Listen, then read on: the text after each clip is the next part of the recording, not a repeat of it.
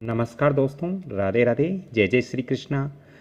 दोस्तों, हम जब एक नवनिर्मित मकान का निर्माण करते हैं तो हमारे सामने सबसे पहले प्रश्न उठता है कि हमारे घर का मुख्य द्वार कहाँ पर होना चाहिए। दोस्तों, आज हम बात करते हैं वेस्ट फेसिंग मकान के लिए मुख्य द्वार के बारे में। दोस्तों, मुख्य द्वार हमारे घर के अंदर यदि वास्तु अनुसार है तो हमारे घर के अंदर सकारात्मक एनर्जी प्रवेश करेगी, और यदि वास्तु अनुसार नहीं है तो हमारे घर के अंदर नकारात्मक एनर्जी प्रवेश करेगी। सकारात्मक एनर्जी प्रवेश करने से हमारे घर के अंदर सौभाग्य का प्रतीक है। इससे हमारे घर के सदस्यों की उन्नति तरक्की बहुत ज़्यादा होती है और घर में एक सुंदर सा माहौल बनता है। घर के जो सदस्य हैं वो हमेशा ही सुख समृद्धि से रहते हैं। तो आज हम जानेंगे कि हमारे घर का मुख्य द्वार हम कहाँ पर स्थापित करें, कहाँ पर मुख्य द्वार का निर्माण करें। बात करते हैं वेस्ट फेसिंग मकान के लिए। यदि आपके मकान के यदि पश्चिम दिशा में रास्ता है तो आपको मुख्य द्वार कहाँ पर लगाना है। दोस्तों, पहले तो आपके जो ज़मीन है, जो भूमि है, उसका फ्रंट आपको देखना है कि फ्रंट की चौड़ाई कितनी है। मान लीजिए आपके वेस्ट फेसिंग मकान के फ्रंट की चौड़ाई 54 फीट है। 54 फीट है, 54 फीट है आपकी चौड़ाई। तो हमें इस 54 फीट को बराबर नौ भागों में विभाजित करना है। तो 54 का जब 9 के अंदर भाग देंगे तो 6 बार भाग जाता है। 6 बार भाग जाता है। तो जब हम बराबर बराबर इसके भाग करेंगे तो एक भाग हमारा यहाँ पर 6 फीट का आता है। एक भाग 6 फीट का आता है। अब दोस्तों, जब एक भाग 6 फीट का आता है तो हम बराबर बराबर 9 भागों में इसको विभाजित किए हैं। तो एक भाग 6 फीट का आया, दूसरा भी 6 का आया, तीसरा भी 6 का आया और चौथा भी 6 का आया, पांचवां भी 6 का आया, छठा भी 6 का आया, सातवां भी 6 का आया, आठवां भी 6 का आया और नौवां भी 6 फीट का आया। तो 6 फीट के हमने 9 टुकड़े बराबर बराबर कर दिए। अब हमें ये देखना है कि हमारे घर के वेस्ट फेसिंग में हमें 3 भाग छोड़ना है। तो पहला 6 फीट छोड़ दिया, दूसरा 6 फीट छोड़ दिया और तीसरा 6 फीट छोड़ दिया, यानी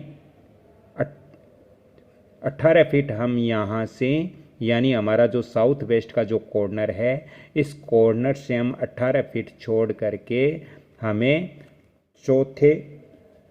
चौथे और पांचवें भाग के अंदर हम मुख्य द्वार दे सकते हैं। दोस्तों, एक बार पुण्य बता देता हूँ कि आपके मकान की जो सामने की चौड़ाई है उसको आप नाप लीजिए और उसको नाप करके बराबर 9 भागों में विभाजित कीजिए। 9 भागों में विभाजित करने के बाद आपको ये देखना है कि एक भाग कितने फीट का आता है या एक भाग का माप क्या है। आपको साउथ वेस्ट की ओर से आपको 3 भाग छोड़ने हैं, पहला, दूसरा, तीसरा। 3 भाग छोड़ करके आपको चौथे और पांचवें भाग के अंदर मुख्य द्वार रखना शुभ होता है इस मकान के लिए। अब हम बात करते हैं कि यदि हम अन्य भागों के अंदर द्वार रखते हैं तो इससे क्या होता है, हमारे घर के अंदर वास्तु अनुसार क्या इसका दुष्परिणाम होता है, क्या इसका प्रभाव पड़ता है। तो दोस्तों, यदि हमने यहाँ पहले भाग के अंदर रखा मुख्य द्वार तो ये अशुभ होता है, क्योंकि दोस्तों पहले भाग के अंदर मुख्य द्वार जो होता है ये हमारे पहला भाग पितृगणों का भाग माना जाता है। ये पितृगणों का भाग होता है और इस भाग के अंदर यदि हमने घर का मुख्य द्वार रखा है तो दोस्तों इसमें आपको अनावश्यक अधिक खर्च करना पड़ेगा और घर के जो पुत्र होते हैं उनको कष्ट होता है। इसलिए वास्तुशास्त्र के अनुसार यहाँ पर मुख्य द्वार नहीं होना चाहिए। इससे अगला भाग जो है, इसके अंदर यानी दूसरे भाग के अंदर यदि हम मुख्य द्वार रखते हैं तो क्या होता है दोस्तों, इसके अगला जो दूसरा भाग है इसको हम वास्तु के अंदर द्वारिका भाग कहते हैं। इसको द्वारिका भाग कहते हैं, जो दूसरा भाग जो होता है। तो इस भाग के अंदर यदि हमारे घर का मुख्य द्वार होता है तो घर के अंदर जो बाहरी सदस्य हैं उनको दुश्मनी बहुत ज़्यादा हो जाती है, इसलिए दूसरे भाग के अंदर भी वेस्ट फेसिंग की तरफ मुख्य द्वार नहीं होना चाहिए। तीसरे भाग के अंदर यदि हम मुख्य द्वार रखते हैं तो ये जो तीसरा भाग है इसको हम वास्तु के अंदर सुग्रीव का भाग कहते हैं। इसको सुग्रीव का भाग कहते हैं, और सुग्रीव के भाग के अंदर मुख्य द्वार होने से घर में वित्तीय संबंधी समस्याएं हर समय रहेगी। धन संबंधित समस्याएं इस घर के अंदर हर समय रहती हैं।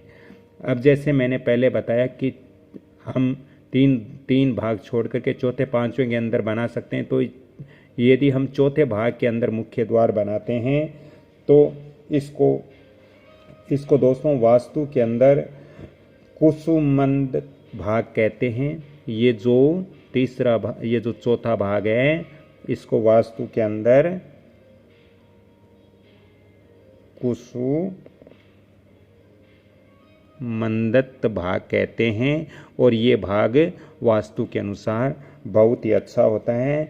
यदि चौथे भाग के अंदर हमारे घर का मुख्य द्वार है, वेस्ट फेसिंग की तरफ रास्ता है, और यदि चौथे भाग के अंदर मुख्य द्वार है तो घर के अंदर धन समृद्धि बढ़ती रहेगी, और इस घर के अंदर जो परिवार है वो भी बढ़ता रहेगा।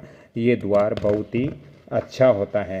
दोस्तों, यदि हमारे घर का मुख्य द्वार पांचवें भाग के अंदर हो तो फिर क्या होता है, क्योंकि पांचवा भाग वरुण का भाग माना गया है, पांचवा वरुण देव का भाग है, ये पांचवें भाग के अंदर वरुण देव स्थापित होते हैं।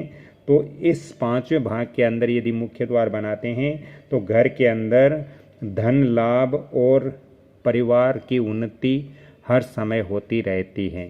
इसलिए हम यहाँ साउथ वेस्ट की तरफ से पहला दूसरा तीसरा 3 भाग छोड़ करके चौथे और पांचवें के अंदर हमें अपने घर का मुख्य द्वार देना चाहिए, यदि हमारा घर का मुख्य द्वार वेस्ट फेसिंग है।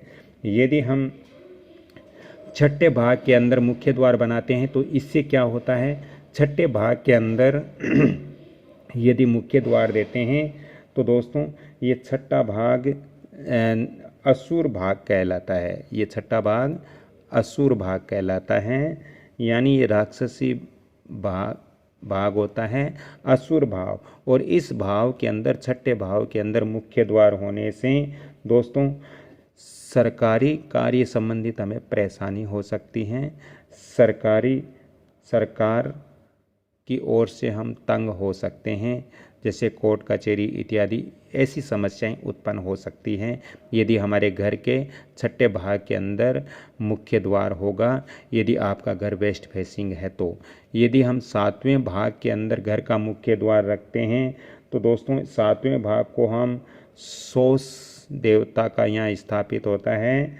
ये सोस देवता की स्थापना यहाँ पर होती है। तो यदि सातवें भाग के अंदर मुख्य द्वार होता है तो इस घर के अंदर वास्तु अनुसार धन हानि बहुत ज़्यादा होती है, इसलिए सातवें भाग के अंदर भी मुख्य द्वार नहीं होना चाहिए। आठवें भाग के अंदर यदि मुख्य द्वार है तो दोस्तों ये आठवां भाग है, ये वास्तु के अंदर पाप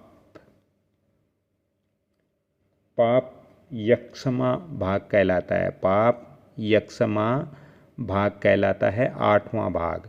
और आठवें भाग के अंदर मुख्य द्वार होने से इस घर के अंदर जो सदस्य हैं उनको बीमारियां घेर लेती हैं, घर के जो सदस्य हैं वो हर समय अस्वस्थ रहते हैं। तो इस आठवें भाग के अंदर भी घर का मुख्य द्वार नहीं होना चाहिए। बात करते हैं नौवें भाग के अंदर, तो दोस्तों नौवें भाग के अंदर भी घर का मुख्य द्वार नहीं होना चाहिए, क्योंकि ये भाग रोग का भाग कहलाता है। और इस नौवें भाग के अंदर मुख्य द्वार होने से दोस्तों घर में दुर्घटनाएं वास्तु अनुसार हो सकती हैं, कोर्ट कचहरी, जेल इत्यादि भी वास्तुशास्त्र के अनुसार हो सकती हैं तथा इस घर में हर समय परेशानियां बनी रहती हैं। इसलिए यदि आपका मकान या किसी का भी मकान वेस्ट फेसिंग है तो हमें ये विशेष तौर से ध्यान रखना है कि हमें वेस्ट फेसिंग की तरफ जो ज़मीन की चौड़ाई है उस चौड़ाई को नापना है और उसके 9 टुकड़े बराबर करने हैं, 9 भाग करने हैं। और इधर साउथ वेस्ट की तरफ से हमें पहला, दूसरा, तीसरा ये 3 भाग छोड़ करके चौथे और 5वें भाग के अंदर मुख्य द्वार देना है। तो ये हमारे घर के लिए बहुत ही शुभ होगा। दोस्तों, बहुत सारे लोग पूछते हैं कि सर आप अपना फ़ोन नंबर कृपया प्लीज़ हमें दीजिए। तो मैं वैसे तो हर वीडियो के अंदर देता हूं, लेकिन आज एक बार पुण्य आपको मैं अपना कॉन्टेक्ट नंबर देता हूं 7901718402। इन नंबरों पे आप कांटेक्ट करके वास्तु और ज्योतिष संबंधित परामर्श ले सकते हो। Vastu on the spot visit या व्हाट्सएप द्वारा विजिट आप करवा सकते हो। दोस्तों, यदि आपको ये आज की जानकारियाँ अच्छी लग रही है तो कृपया इस कमल किशोर भोजक चैनल को आप लाइक कीजिए, शेयर कीजिए और सब्सक्राइब कीजिए ताकि मेरा भी मनोबल बढ़ेगा और मैं आपको ज्योतिष और वास्तु की अन्य प्रकार की जानकारियाँ भी आगे उपलब्ध कराता रहूँगा। दोस्तों, इसके अलावा आप वंदना भोजक चैनल या मुरलीधर भोजक चैनल से भी वास्तु और ज्योतिष की जानकारियाँ ले सकते हो। तो राधे राधे। चलते चलते एक बार पुण्य निवेदन करता हूँ कि आप लोग इस वीडियो को लाइक शेयर सब्सक्राइब जरूर करें और बेल आइकन घंटी के निशान पर भी क्लिक करें ताकि मेरा भी मनोबल बढ़ेगा और मैं आप लोगों का और भरपूर सहयोग करूंगा इस चैनल के माध्यम से। राधे राधे। जय जय श्री कृष्णा। अगली कड़ी में फिर मिलता हूं, तब तक के लिए आपसे क्षमा चाहता हूं। राधे राधे।